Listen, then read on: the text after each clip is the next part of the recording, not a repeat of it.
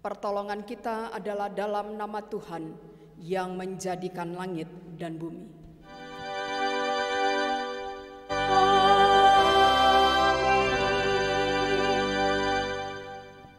Adapun nas pembimbing dalam ibadah pada hari ini dari Injil Markus pasalnya yang ke-10 ayatnya yang ke-43 dan 44 yang menyatakan, "Tidaklah demikian di antara kamu. Barang siapa ingin menjadi besar di antara kamu, hendaklah ia menjadi pelayanmu. Dan barang siapa ingin menjadi yang terkemuka di antara kamu, hendaklah ia menjadi hamba untuk semuanya." Terimalah salam, kasih karunia dan damai sejahtera melimpahi kamu oleh pengenalan akan Allah dan akan Yesus Tuhan kita. Dan melimpah atasmu juga.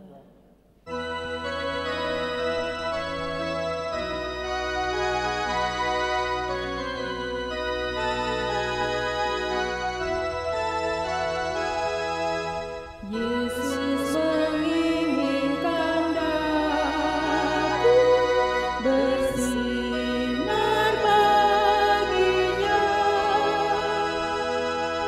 dimanapun ku berada, ku mengenangkannya. Bersinar, bersinar, itulah kehendak Yesus. Bersinar, bersinar, aku bersinar terus.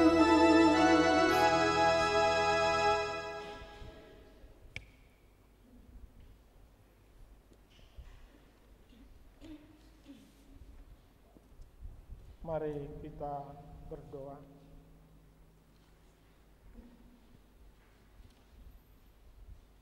Ya Tuhan Allah Bapa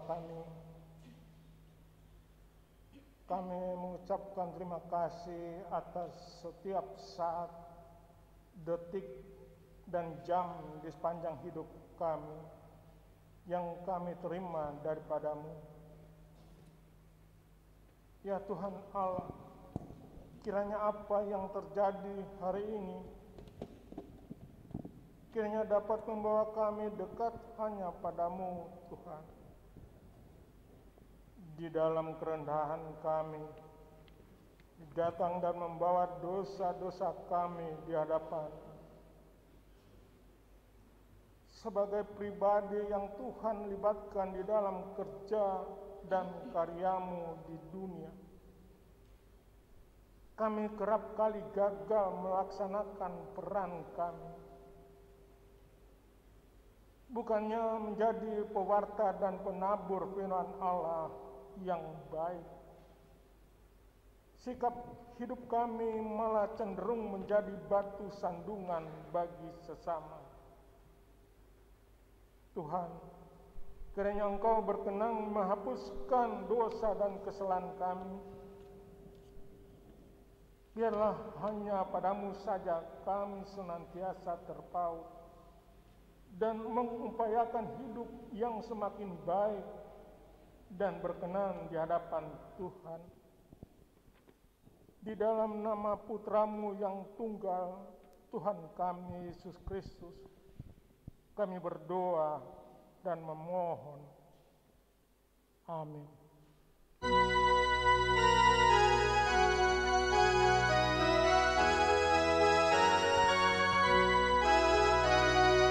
Pujilah Tuhan, hai jiwaku, pujilah Nama yang kudus segenap hatiku. Pujilah Tuhan, hai jiwaku, jangan kau lupakan segala kebaikan-Nya.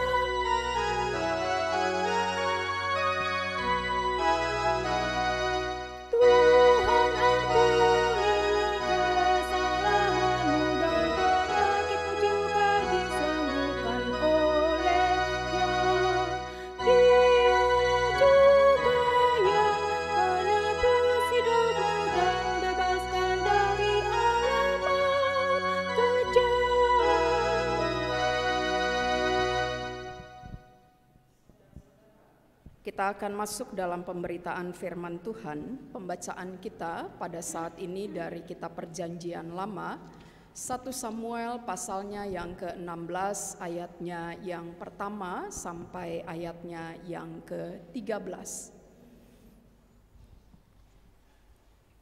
Kita berdoa untuk pembacaan dan pemberitaan firman Tuhan. Mari kita berdoa.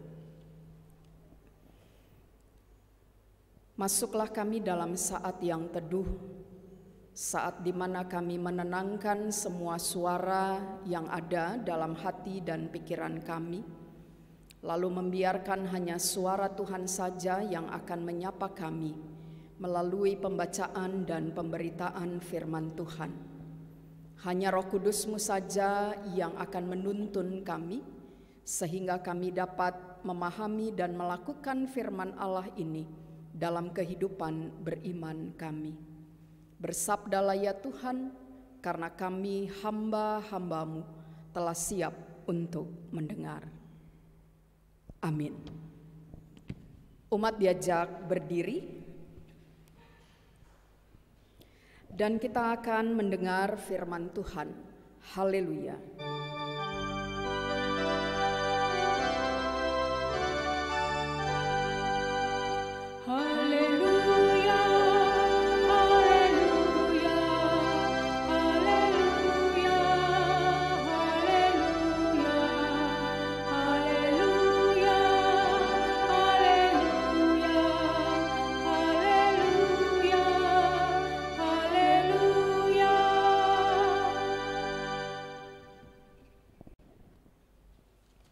Hari Minggu ke-12 sesudah Pentakosta ini, mari kita membaca Alkitab dari 1 Samuel 16 ayat 1 sampai 13. 1 Samuel 16 ayat 1 sampai 13 yang menyatakan,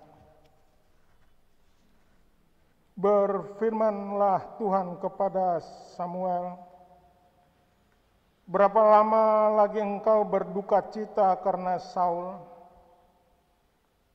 Bukankah ia telah kutolak sebagai raja atas Israel? Isilah tabung tandukmu dengan minyak dan pergilah.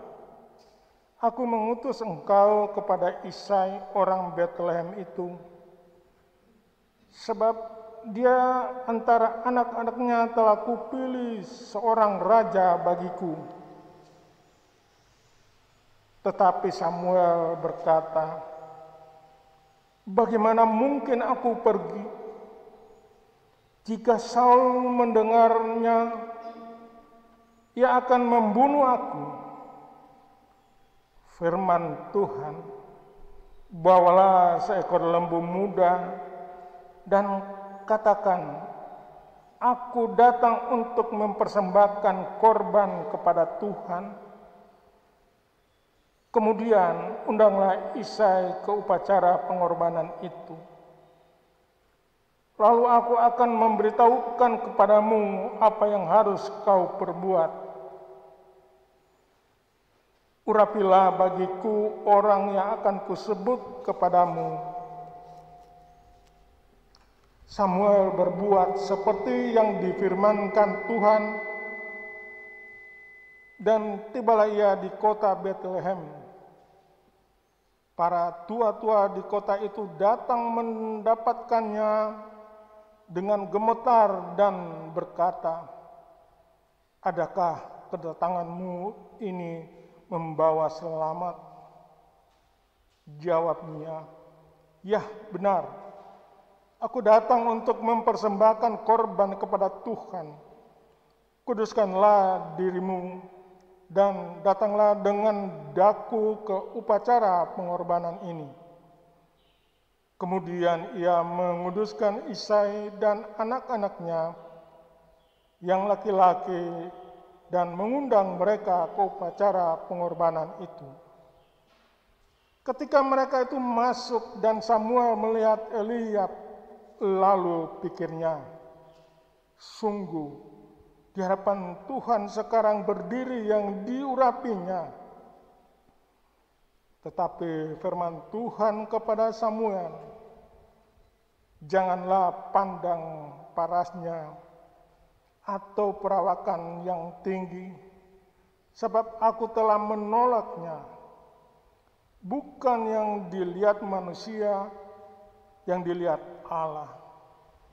Manusia melihat apa yang di depan mata, tetapi Tuhan melihat hati. Lalu Isai memanggil Abinadab dan menyuruhnya lewat di depan Samuel. Tetapi Samuel berkata, orang ini pun tidak dipilih Tuhan. Kemudian Isai menyuruh Syama lewat. Tapi Samuel berkata, orang ini pun tidak dipilih Tuhan.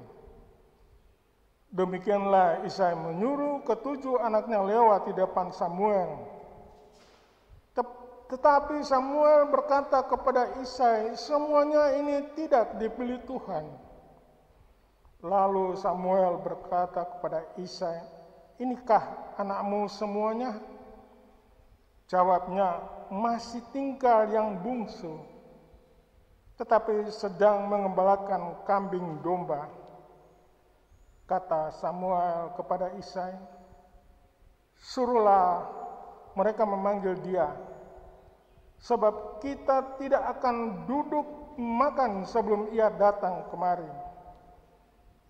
Kemudian disuruhnya lah menjemput dia. Ia kemerah-merahan, matanya indah, dan parasnya elok. Lalu Tuhan berfirman, bangkitlah, urapilah dia, sebab inilah dia. Samuel mengambil tabung tanduk yang berisi minyak itu dan mengurapi Daud di tengah-tengah saudara-saudaranya. Sejak hari itu dan seterusnya, berkuasalah roh Tuhan atas Daud. Lalu bangkitlah Samuel menuju Rama. Demikian firman Tuhan. Hendaklah firman Tuhan diam dengan segala kekayaannya di antara kamu, dan ucaplah syukur kepada Allah.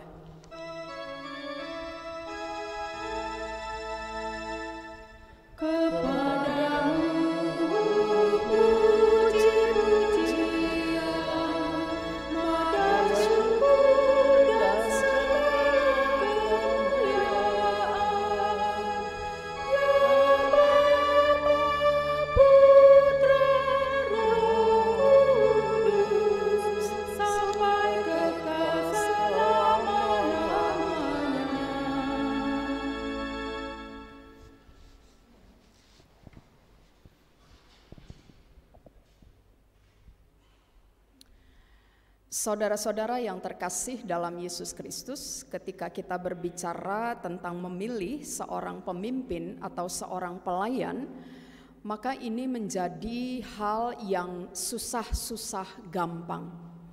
Saya katakan gampang karena ketika kita melaksanakan pemilihan pemimpin atau pelayan, ketika itu dilakukan dengan sukacita, yang memilih melakukannya dengan sukacita, dan yang dipilih pun mau menyerahkan hidupnya, waktunya, dirinya untuk nantinya dipakai atau dipilih menjadi seorang pelayan, itu menjadi sesuatu yang mudah. Tetapi menjadi sesuatu yang sulit ketika kemudian dalam proses pemilihan itu kita berbicara tentang kriteria di dalam memilih seorang pemimpin. Karena ada banyak kriteria yang ditentukan ketika menjadi seorang pemimpin.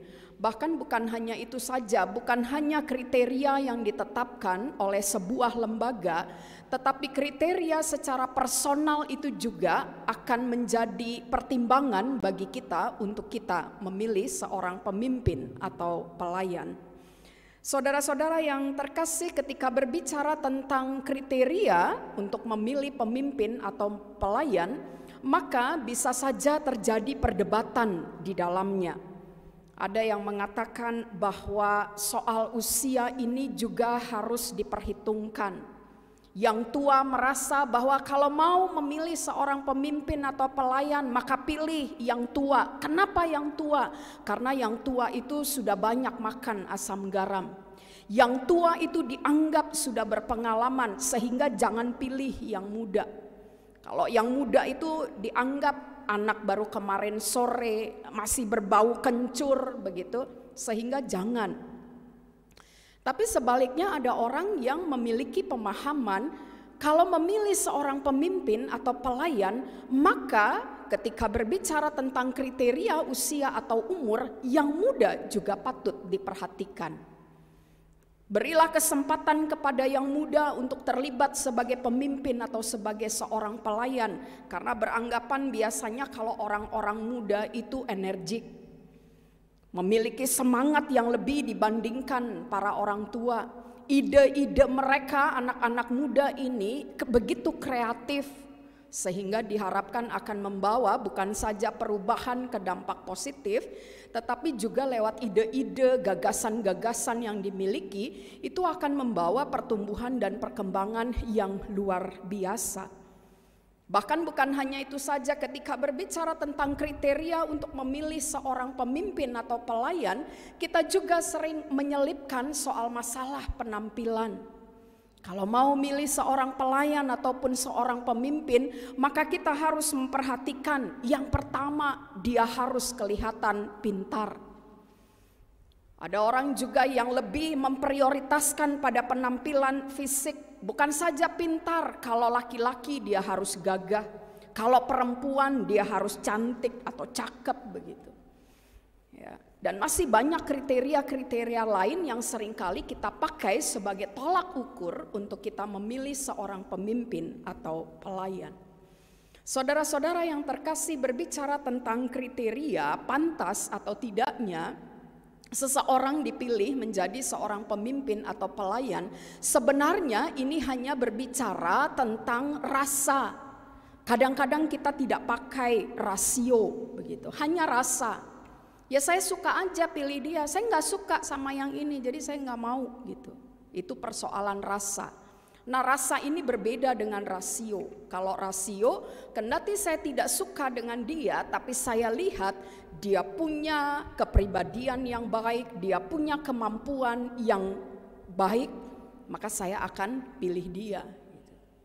Nah, hari ini firman Tuhan berbicara atau bercerita tentang pemilihan Daud menjadi pemimpin bangsa Israel.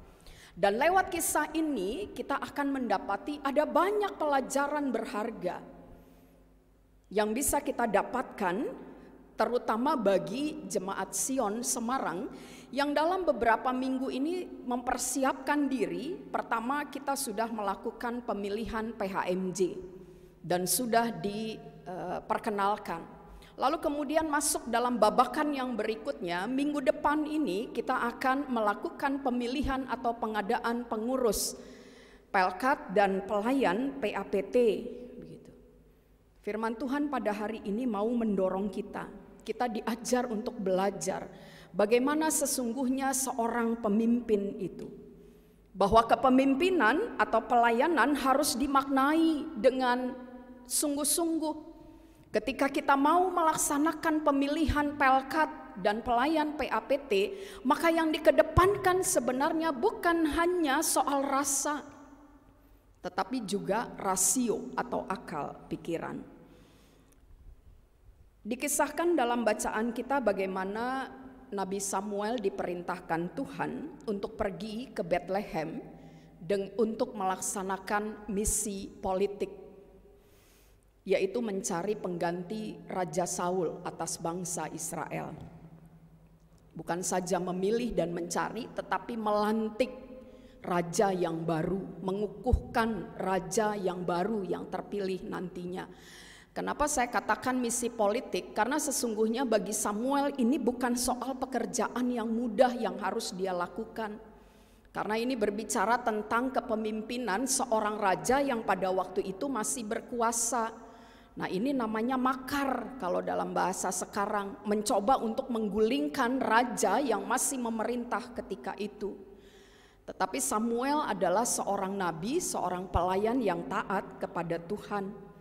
Dia kemudian pergi ke Bethlehem, tetapi supaya menghindari tuduhan makar dari Raja Saul dan juga pemerintahan yang ada pada saat itu, maka atas seizin dan saran Tuhan, maka dikemaslah kunjungan atau kedatangan Nabi Samuel ini kepada keluarga Isai dengan kemasan kegiatan kerohanian atau keagamaan. Tuhan katakan, pergi saja kamu dengan alasan untuk mempersembahkan korban bakaran.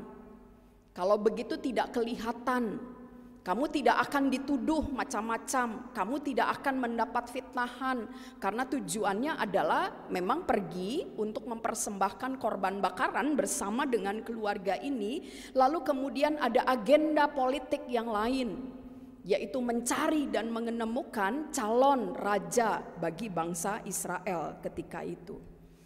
Dan kita sudah menyimak ceritanya, terjadilah kejadian atau peristiwa yang menarik ketika proses pemilihan itu dilakukan. Satu persatu anak dari keluarga Isai ini datang menghadap Samuel. Dikisahkan dalam bacaan kita, anak sulung yaitu datang Eliab.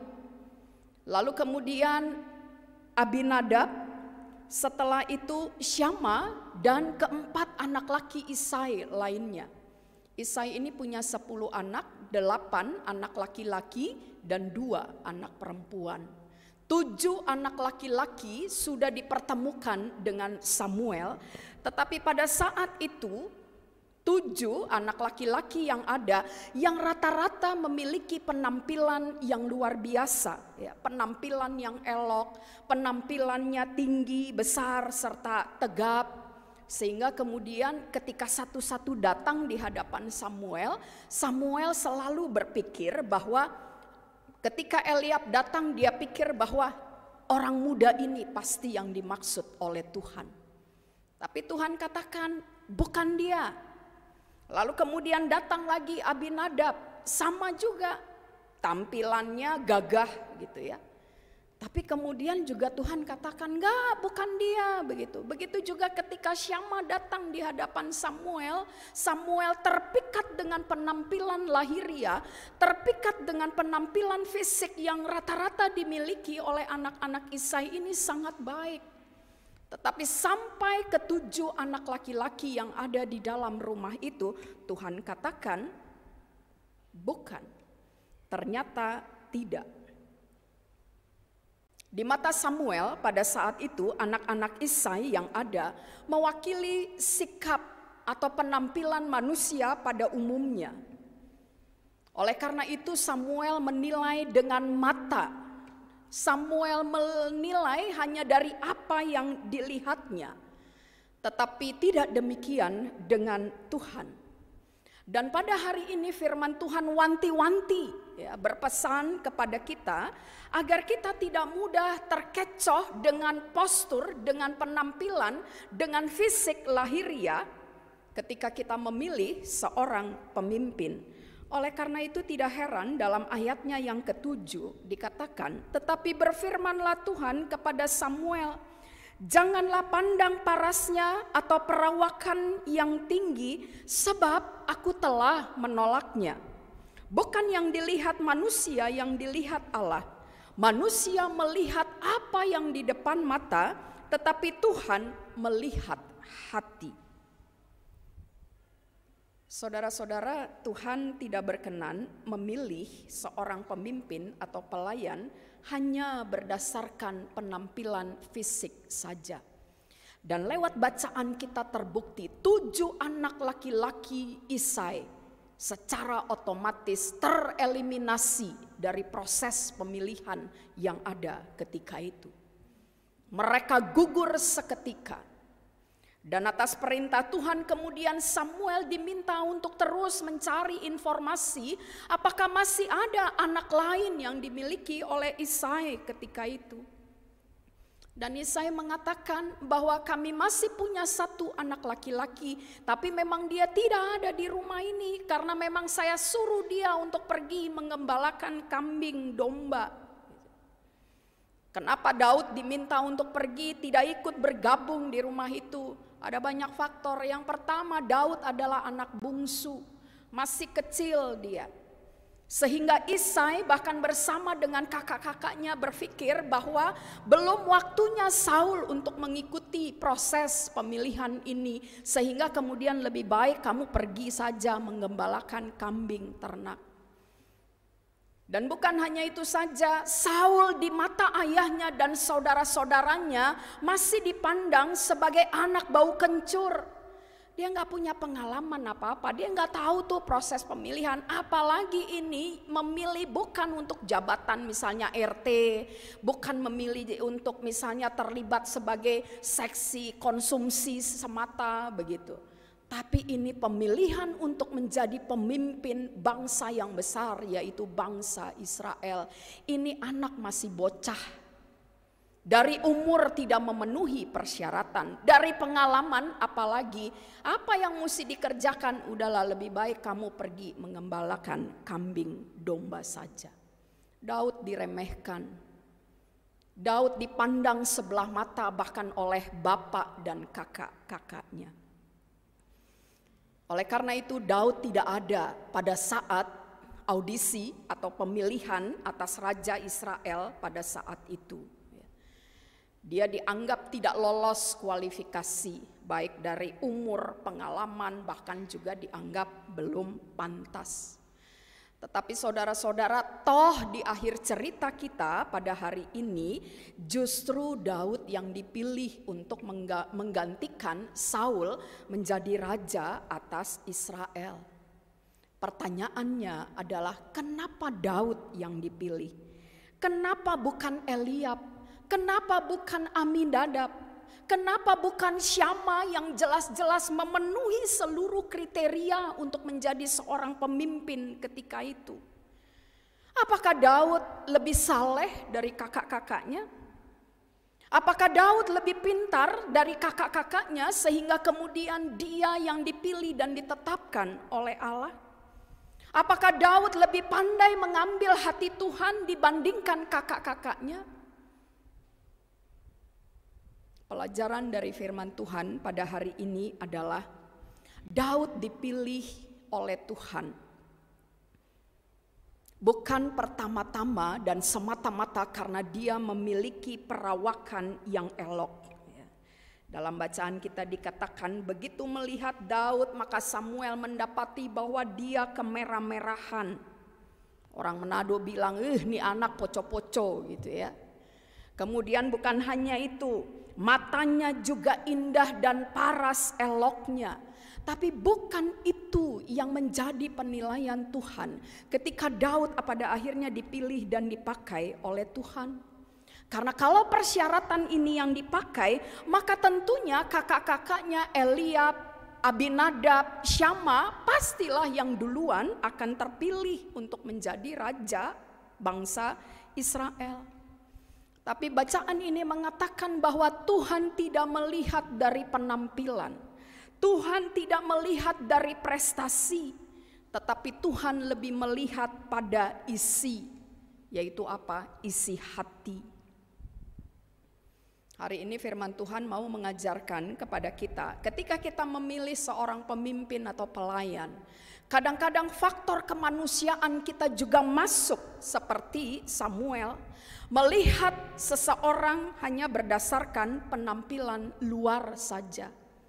Ini udah sekian tahun nih, ya, dia udah berpengalaman nih di Pelkat karena kita mau pemilihan Pelkat ya. Dia nih udah apa ya, pokoknya udah mumpuni lah begitu. Lalu kadang-kadang kita pilih orang itu. Tapi sebenarnya kita tidak melihat bahwa mungkin saja ada orang yang punya kemampuan, kelebihan. Tetapi karena dia muda, ya, karena dia lebih banyak diam, lalu ini nggak cocok nih begitu. Dan bukan hanya itu saja, kadang-kadang ketika kita memilih seseorang, entah sebagai pelayan ataupun pemimpin, Tampilan lahiriah itulah yang kita utamakan. Kita lihat apa prestasi yang sudah dia buat. Ini berprestasi, ini tidak, saya pilih yang berprestasi. Lihat dari ijazahnya, ini hanya lulusan SMA, sementara ini S1, S2, bahkan gelarnya berderet-deret begitu. Ini pasti yang cocok. Kita akan melihat dia mampu, ini enggak, saya pilih yang mampu. Dia berwibawa, ini enggak berwibawa, ya. Maka saya pilih yang berwibawa. Dilihat dari penampilan, wah ini orang nih penampilannya nih rapi, kelihatannya enak dipandang. Sementara yang ini enggak nih, penampilannya deso banget gitu, norak banget ya, kuno banget gitu. Sehingga kemudian kita lebih memalingkan mata kita ke yang tadi secara penampilan lahiriah. Tapi pada saat ini kita diingatkan, pilihlah seorang pemimpin yang mempunyai hati. Dan ini diingatkan. Kenapa Daud yang terpilih? Karena dia mempunyai hati. Dia mempunyai integritas moral yang tinggi. Apa ukurannya? Apa buktinya? Buktinya adalah ketika bapak dan saudara-saudaranya meremehkan dia, merendahkan dia, melihat hanya dengan sebelah mata, udah pergi gembalakan domba. Ketika dia direndahkan sedemikian rupa, dia tidak panas hati, dia tidak marah, dia tidak iri, ya. Dia tidak baperan terhadap bapak dan kakak-kakaknya yang mengenyampingkan dia, yang menihilkan dia dalam proses pemilihan di tengah-tengah keluarga Isai pada saat itu.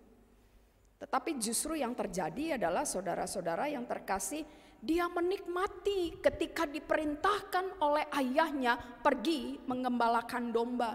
Kamu nggak usah hadir di sini. Ini ada acara penting, ada acara pemilihan, ada audisi. Kamu nggak masuk hitungan, gitu.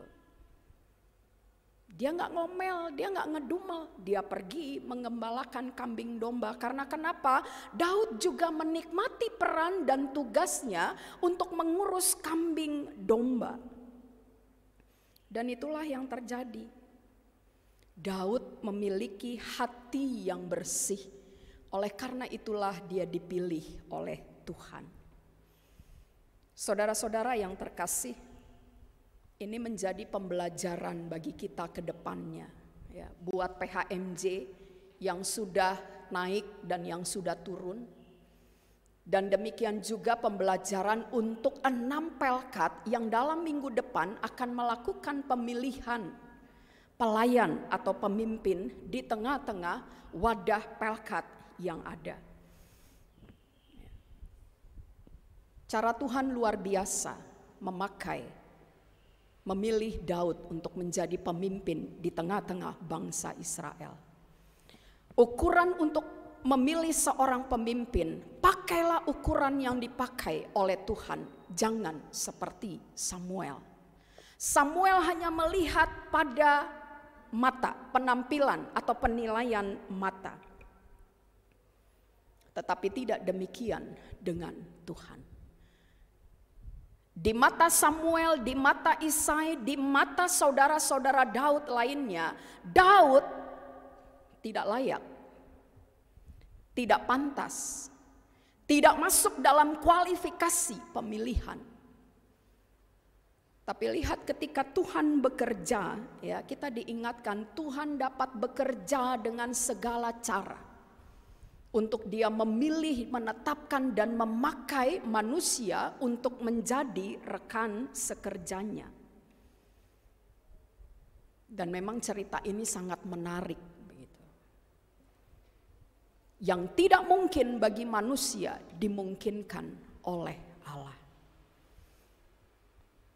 Dan pembelajaran juga bagi kita,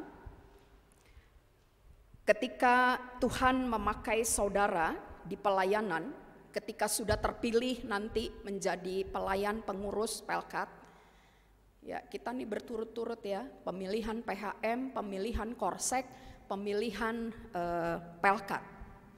Ini sama-sama diingatkan. Bagi yang terpilih, maka jangan sombong di hadapan Tuhan. Siapapun yang terpilih jangan menjadi orang yang keras kepala seperti Saul. Saul terpilih menjadi raja, tapi lihat perilakunya sombong, keras kepala. Dia tidak mempunyai hati. Berbeda dengan Daud pada saat itu. Kita diingatkan satu, untuk tidak sombong. Jangan keras kepala ketika kita sudah dipilih dan dipakai untuk menjadi pelayan Tuhan. Kadang-kadang kita suka lupa diri gitu.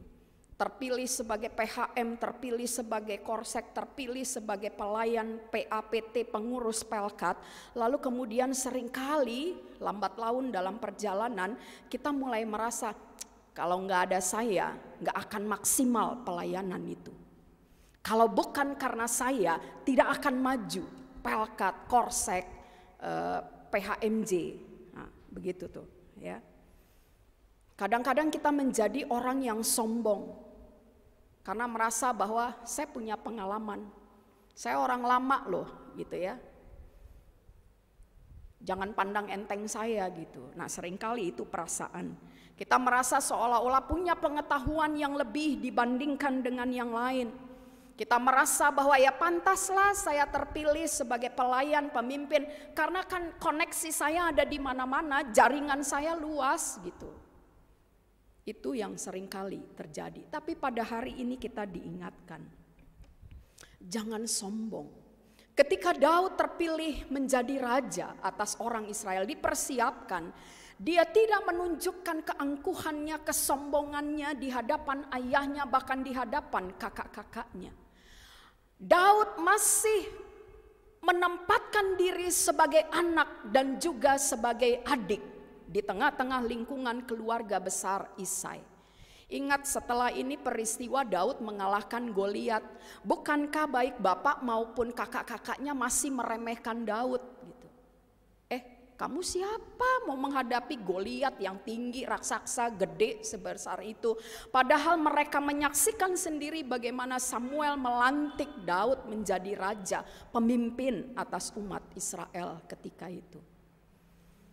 Daud tetap merendahkan dirinya. Oleh karena itu tema pada saat ini a man with integrity, atau manusia yang memiliki integritas. Baik integritas moral maupun integritas hati yang luar biasa, sehingga kemudian dia layak untuk dipilih oleh Tuhan. Dan hari ini firman Tuhan juga mau mengajarkan banyak hal. Kembali salah satunya adalah kita diajarkan bahwa dan diingatkan, kalau Tuhan mau, ya, kalau Tuhan mau, maka Tuhan dapat memilih orang-orang yang dianggap rendah. Kalau Tuhan mau, Tuhan dapat memilih siapapun yang seringkali di mata kita itu dipandang remeh, dianggap tidak pantas, dianggap tidak layak, dianggap tidak mendekati atau tidak sesuai dengan kualifikasi berdasarkan rasa saya. Kalau Tuhan mau. Dan itu terbukti bukan hanya pada cerita Daud ini tahun lalu, 2-3 tahun lalu ya. Ketika Ahok mencalonkan diri sebagai presiden, kan dia udah bilang gitu.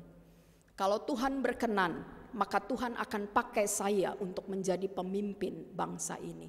Tapi kalau Tuhan tidak berkenan, maka Tuhan tidak akan, bagaimanapun caranya, saya tidak bisa jadi seorang pemimpin. Dan dipercaya atau tidak, walaupun ada intrik berbagai macam cara, tapi secara pribadi saya percaya Tuhan belum berkenan atas Ahok.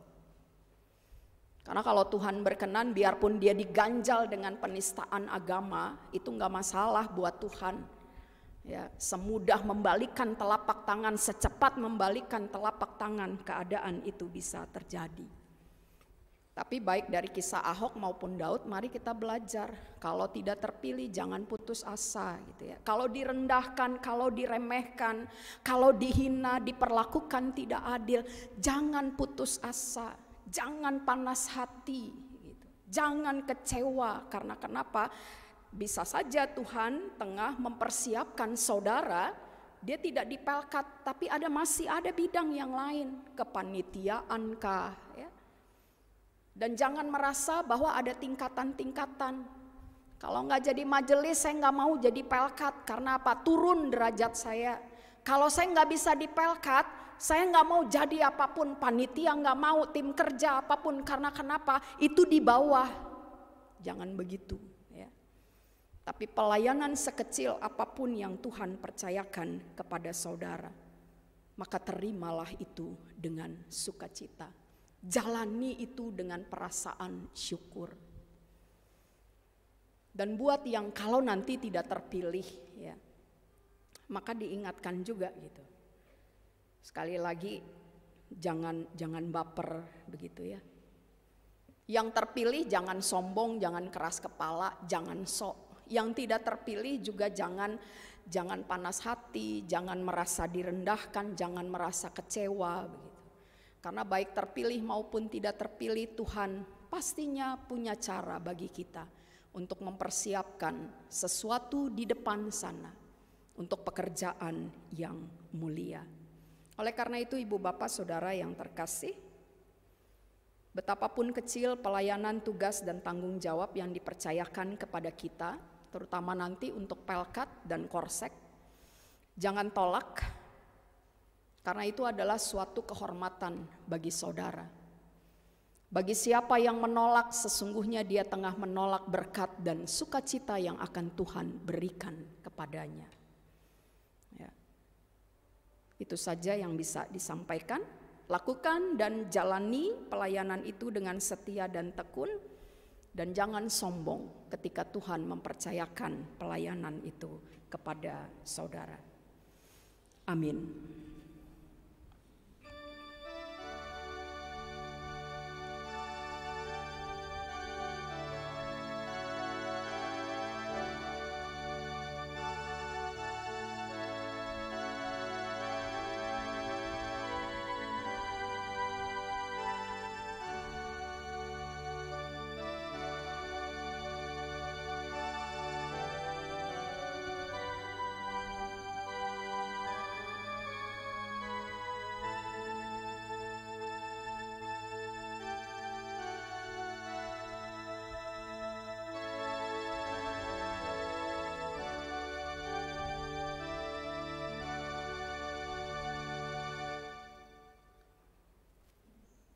Umat Tuhan diajak berdiri. Mari kita mengucapkan dan mengikrarkan pengakuan iman rasuli dengan mulut dan hati kita sama-sama berkata, aku percaya kepada Allah, Bapa yang Maha Kuasa, Khalik langit dan bumi, dan kepada Yesus Kristus anaknya yang tunggal Tuhan kita, yang dikandung daripada Roh Kudus, lahir dari anak darah Maria, yang menderita di bawah pemerintahan Pontius Pilatus, disalibkan, mati dan dikuburkan, turun ke dalam kerajaan maut. Pada hari yang ketiga bangkit pula dari antara orang mati, naik ke sorga, duduk di sebelah kanan Allah Bapa yang Maha Kuasa, dan akan datang dari sana untuk menghakimi orang yang hidup dan yang mati. Aku percaya kepada Roh Kudus, gereja yang kudus dan am, persekutuan orang kudus, pengampunan dosa, kebangkitan daging, dan hidup yang kekal. Mari kita berdoa. Kami bersyukur untuk hari dan kehidupan yang baru, berkat dan anugerah yang baru juga yang Tuhan karuniakan kepada kami, mulai dari pagi bahkan di sepanjang hari ini. Dan mampukan kami ya Tuhan, bukan saja untuk menerima berkat dan anugerah yang Tuhan berikan kepada kami, tetapi kami juga dimampukan untuk dapat membagikannya, untuk dapat menyatakannya kepada orang-orang lain, sehingga kasih, kebaikan, dan kemurahan Tuhan itu juga dirasakan oleh setiap orang. Kami juga bersyukur pada hari ini ya Tuhan, kalau kami boleh belajar dari kisah pemilihan Daud untuk menjadi seorang pemimpin bagi bangsa Israel. Kami diajarkan prinsip-prinsip di dalam kami memilih seorang pemimpin atau pelayan, bahwa yang terutama adalah bukan hanya sekedar penampilan fisik, bukan hanya penampilan lahiriah, bukan hanya apa yang dimiliki, oleh seseorang untuk dapat dipilih menjadi seorang pemimpin atau pelayan. Tetapi yang terutama adalah kami juga harus mempertimbangkan hati yang murni dan tulus yang dimiliki oleh orang yang akan kami pilih untuk menjadi pemimpin atau pelayan. Memiliki integritas moral yang tinggi sehingga ya Tuhan ketika dia nanti akan melayani atau menjadi seorang pemimpin, maka ia akan menjadi seorang pemimpin atau pelayan yang bisa merendah dan bersikap rendah hati ya Tuhan. Kami bersyukur untuk cerita Daud ini disampaikan kepada kami. Bahkan kami diingatkan ketika kami sudah terpilih menjadi seorang pemimpin, pelayan, maka kami jangan sombong dan keras kepala, karena itu bukan karena kehebatan kami, bukan karena kemampuan kami, tetapi karena Tuhanlah yang memilih, Tuhanlah yang menetapkan, dan Tuhanlah yang memakai kami.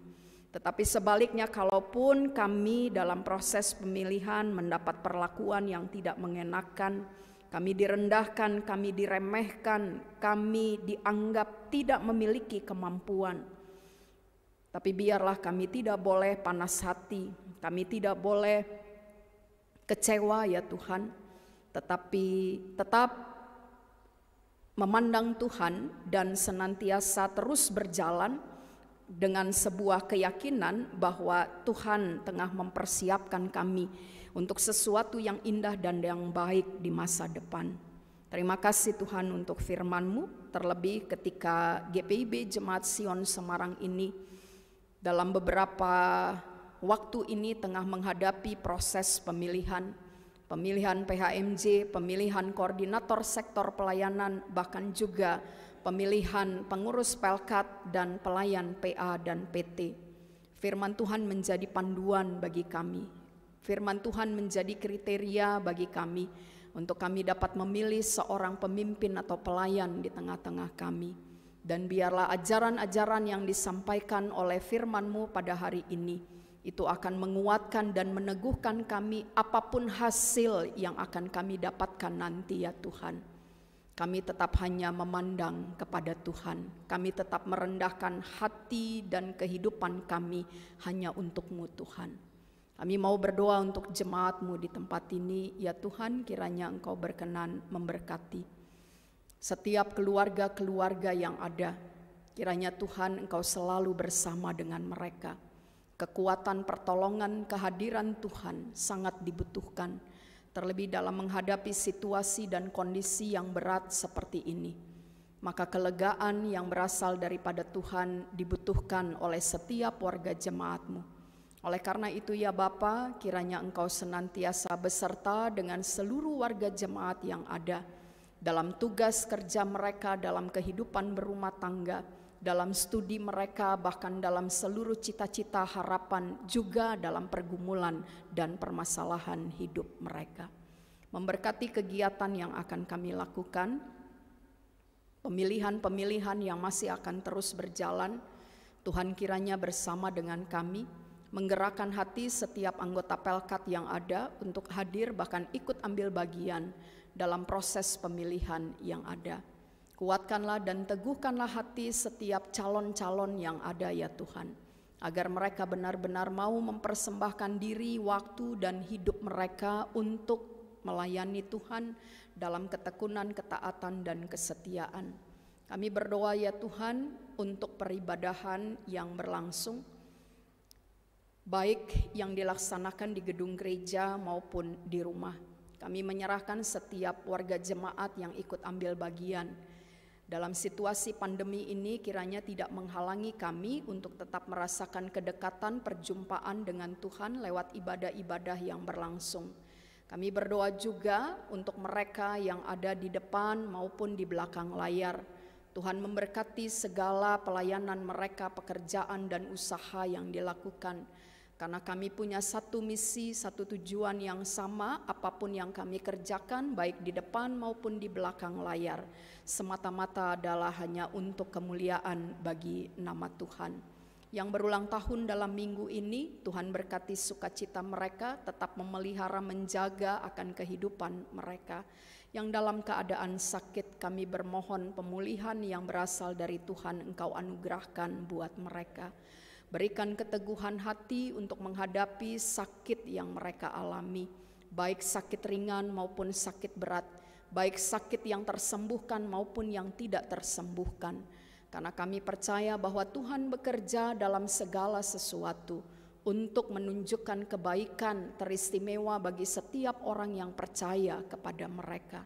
Bahkan lewat sakit pun kami percaya Tuhan mendatangkan kebaikan. Ya Bapa yang ada di dalam surga, kami juga mau menyerahkan Tuhan bangsa dan negara kami ini ke dalam tangan Tuhan. Hindari kami dari perpecahan. Walaupun ada pihak-pihak yang mencoba untuk menggoyahkan bangsa dan negara kami ini, mencoba untuk melemahkan Pancasila dan Bhinneka Tunggal Ika ya Tuhan. Tapi kami percaya bahwa ketika berkat Tuhan masih ada dalam kehidupan bangsa dan negara kami, dan ketika masih ada warga negara Indonesia yang tetap menjunjung tinggi nilai-nilai persatuan dan kesatuan, maka kehidupan bangsa dan negara kami ini akan terpelihara dan terselamatkan oleh kasih dan kuasa Tuhan. Bapa, kami menyerahkan akan seluruh keberadaan kehidupan kami.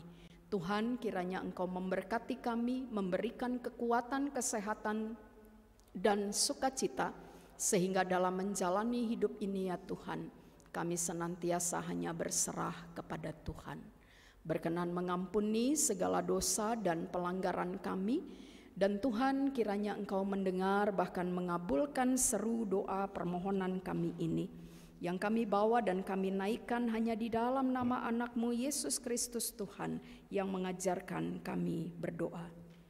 Bapa kami yang di sorga, dikuduskanlah nama-Mu, datanglah kerajaan-Mu, jadilah kehendak-Mu di bumi seperti di sorga. Berikanlah kami makanan kami pada hari ini, dan ampunilah kesalahan kami, seperti kami juga mengampuni orang yang bersalah kepada kami. Dan janganlah membawa kami ke dalam pencobaan, tetapi lepaskanlah kami daripada yang jahat. Karena Engkaulah yang mempunyai kerajaan dan kuasa dan kemuliaan sampai selama-lamanya.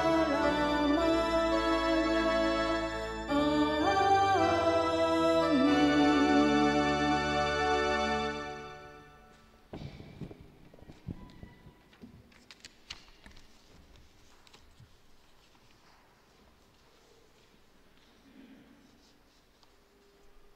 Kita masuk dalam pengucapan syukur. Umat Tuhan, marilah menyatakan syukur kepada Allah melalui persembahan kita.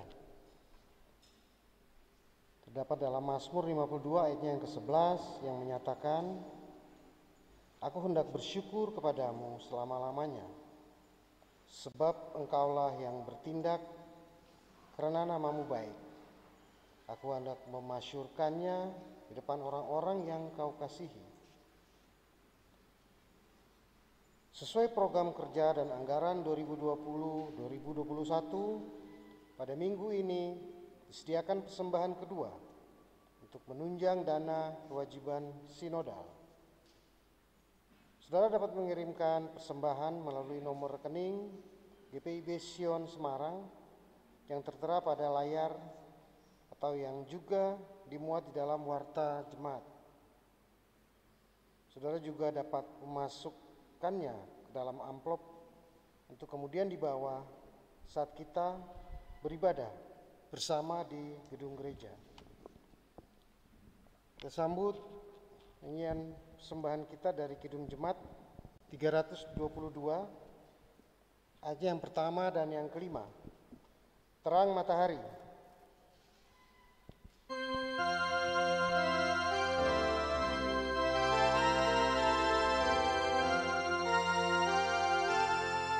Terang matahari telah menyinari segala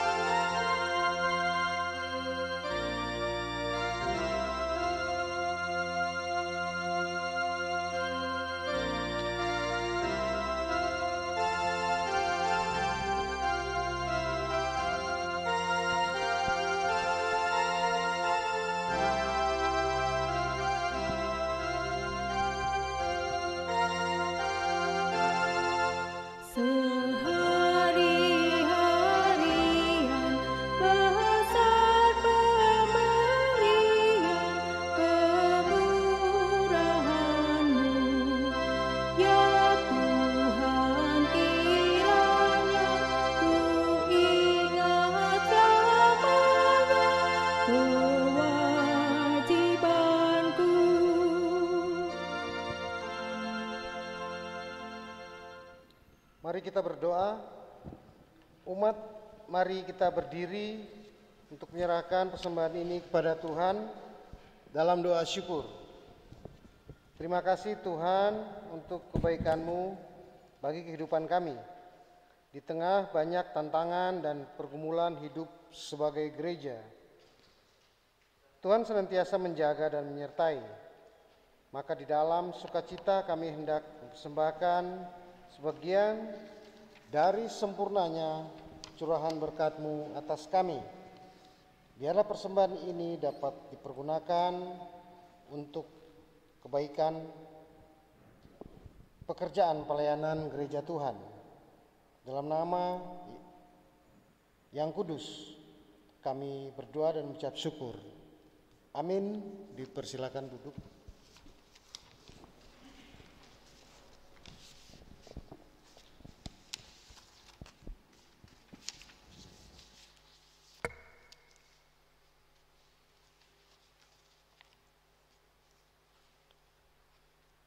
Warta Jemaat Minggu 23 Agustus tahun 2020. Jemaat yang kekasih dalam Tuhan Yesus Kristus, dimohon perhatian sejenak terhadap informasi pelayanan yang dapat kami sampaikan sebagai berikut.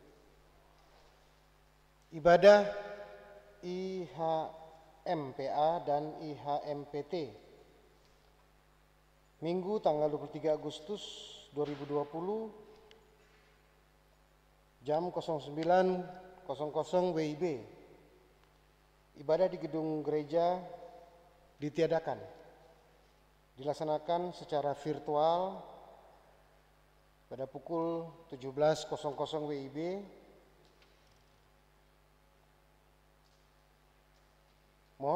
maaf saya ulangi, PA pada pukul 17.00 waktu Indonesia Barat dan PT pada pukul 18.00 WIB. Ibadah dan pemilihan pengadaan pengurus Pelkat berdasarkan keputusan rapat PHMJ tanggal 21 Agustus tahun 2020 dan dalam upaya menjaga kerahasiaan proses pemilihan, maka ibadah dan pemilihan pengadaan pengurus Pelkat dilakukan secara luring atau tatap muka dengan jadwal sebagai berikut. Tanggal 27 bulan 8 tahun 2020, Pelkat PKB, tempat dan waktu gedung gereja pukul 19.00 WIB. PF-nya Pendeta Nyonya Febri CH Parimo Rompengan. Pada tanggal 28 bulan 8 tahun 2020, Pelkat PKLU, tempat dan waktu gedung gereja, waktu jam 10.00 WIB, PF Pendeta Nona Marena. Juga PKP dan GP, tempat dan waktu gedung gereja, pukul 18.00 WIB, PF-nya Pendeta Nona Marena. Diharapkan kehadiran seluruh anggota Pelkap, GP, PKP, PKB, dan PKLU dalam ibadah dan pemilihan pengadaan pengurus Pelkat tersebut. Tempat pemilihan adalah di gedung gereja atau pendoposion. Penyerahan kolekta peribadahan. Demi tertib dan keteraturan pengaturan keuangan diberitahukan kepada warga jemaat, korsek, dan pengurus Pelkat Komisi terhitung mulai tanggal 18 Agustus tahun 2020 penyetoran dan pencatatan kas majelis jemaat ditutup pada setiap hari Kamis jam 14.00 WIB. Setoran yang disampaikan setelah kas majelis jemaat ditutup akan dimuat dalam warta jemaat minggu berikutnya. Ucapan terima kasih dan donasi. Majelis Jemaat GPIB Sion Semarang mengucapkan terima kasih pada keluarga Pak Basuki yang sudah menyumbang kotak persembahan dan meja di depan mimbar pelayan firman. Kedua, jemaat yang telah berpartisipasi dalam memberikan persembahan, baik dalam bentuk persembahan syukur, persepuluhan, serta sumbangan-sumbangan lainnya. Apabila persembahan dan sumbangan Bapak, Ibu, Saudara-saudari belum tercantum dalam warta jemaat atau tidak sesuai dengan jumlah dan pemberian, kami mohon untuk secara segera menghubungi kantor sekretariat GPIB Sion Semarang pada setiap hari kerja. Aksi 2000-an mengacu pada program kerja dan anggaran tahun 2020-2021 GPIB Sion Semarang, dan sebagai bentuk menahan diri dari pemborosan sebagai uang untuk mengucap syukur mengingat kebaikan Tuhan yang telah memberi berkat setiap harinya. Maka marilah kita menyisihkan dana sebesar Rp2.000 per hari dari uang saku, uang jajan, uang rokok, ataupun dana konsumtif lainnya. Dana yang terkumpul tiap minggunya dimasukkan dalam amplop aksi 2000-an dan disampaikan dalam ibadah hari Minggu. Mari dengan sukacita mengambil bagian dalam aksi 2000-an ini. Ulang tahun, Presbiter GPIB Sion Semarang mengucapkan selamat ulang tahun kelahiran dan ulang tahun pernikahan kepada Bapak, Ibu, Saudara-saudari yang berhari ulang tahun pada tanggal 23 sampai dengan 29 Agustus tahun 2020. Warta jemaat selengkapnya dapat dibaca di warta masing-masing.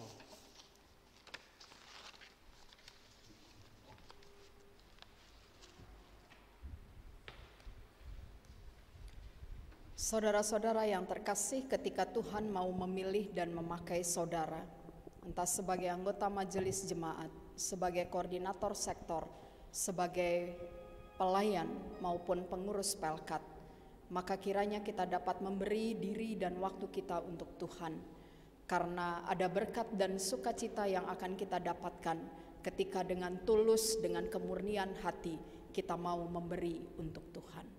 Umat diajak berdiri. Pergilah dengan damai sejahtera Tuhan dan jadilah saksi Kristus dimanapun saudara berada.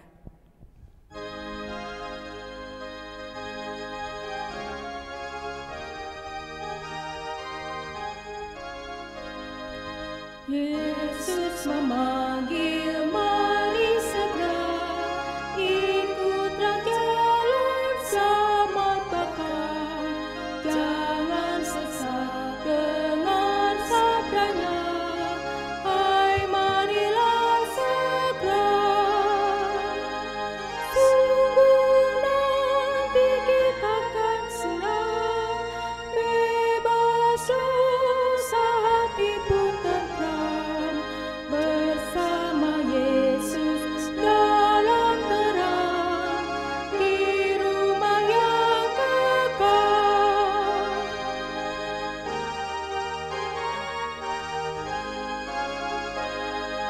Jangan kau lupa Ia serta perintah kasih-Nya patuhilah. Mari dengan lembut suaranya, anakku datanglah. Sungguh nanti kita akan senang, bebas dosa hati pun tentram, bersama Yesus dalam terang, di rumah yang kekal. Arahkanlah hati dan pikiran saudara kepada Tuhan dan terimalah berkat-Nya. Tuhan memberkati engkau dan melindungi engkau. Tuhan menyinari engkau dengan wajah-Nya dan memberi engkau kasih karunia. Tuhan menghadapkan wajah-Nya kepadamu dan memberi engkau damai sejahtera.